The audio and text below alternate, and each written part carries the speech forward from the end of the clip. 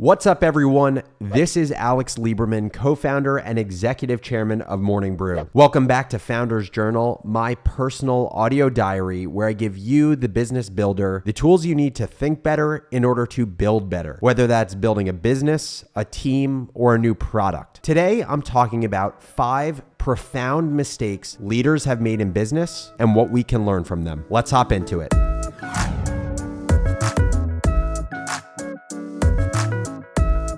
A few days ago, I reached out to dozens of world-class founders that I know, and I asked them one simple question. What early business mistake will you never make again? I got dozens of responses, but I wanted to share my favorite 5 with you on this episode. So let's hop into it. Mistake number 1, hiring reactively versus proactively. Too often, young executives like ourselves recruit talent for today's business needs, but instead, we should be asking what will be required for the business 6, 12, 24 months from now. Our issue personally was that because we were always in reactive versus proactive mode and we were so in the thick of the day-to-day of the business, we didn't even know what we needed 12 months from now. So we couldn't ask the question of who should we hire based on our 12 months down the road needs. You need to be able to answer that question because if you want to hire for the future rather than hire someone that the company ends up growing beyond shortly, you need to know where you're headed. Mistake number 2.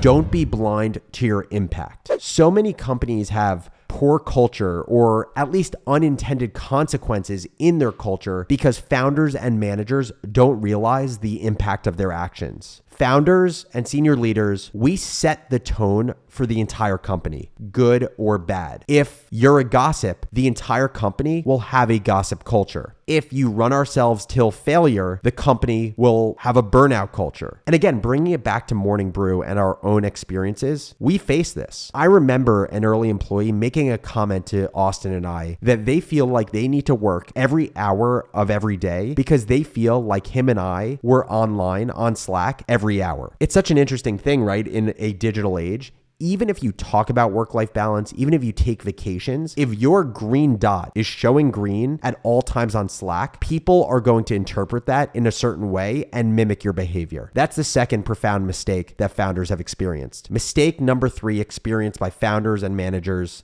nice does not mean helpful.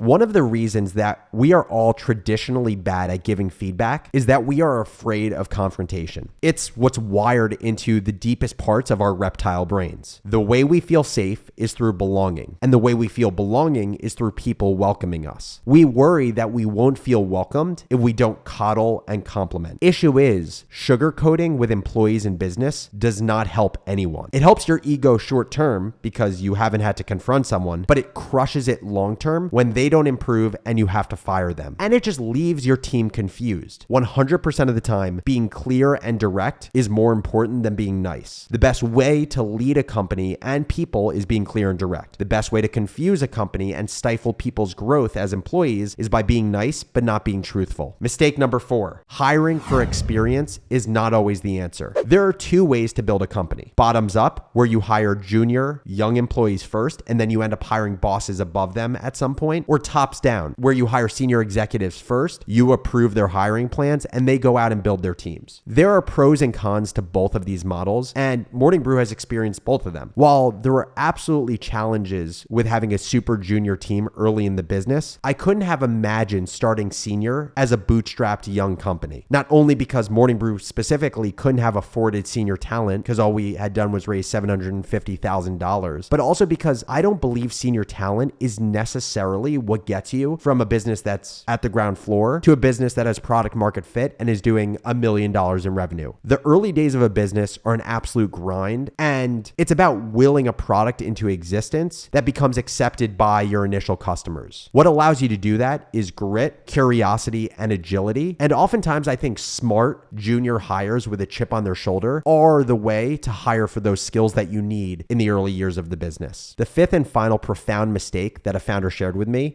is failing to build process equity.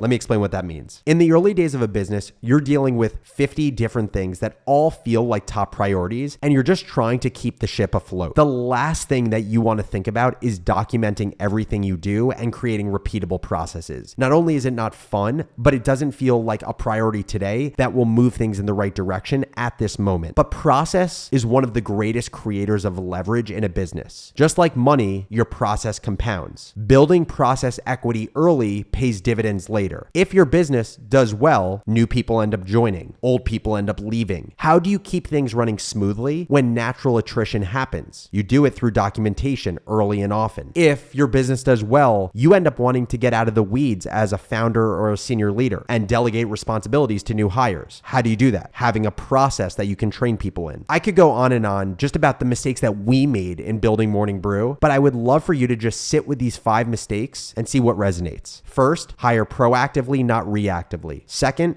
don't be blind to your impact. Third, being nice doesn't mean you're being helpful. Fourth, hiring for experience isn't always the answer. And fifth, it's so easy to forget to document and build process in the early days. What other mistakes did you make early in your business or early in your career that you'll never make again? Shoot me an email to alex@morningbrew.com or DM me on Twitter @businessbarista. I would love to share some other profound mistakes with the Founders Journal community. As always, thank you so much for listening, and I'll catch you next episode. Thanks for watching Founders Journal. I hope you enjoyed the episode. If you want more great content around business, entrepreneurship, and career, you can hit the subscribe button below, and you can also hit the bell so you're notified every time we publish a new video.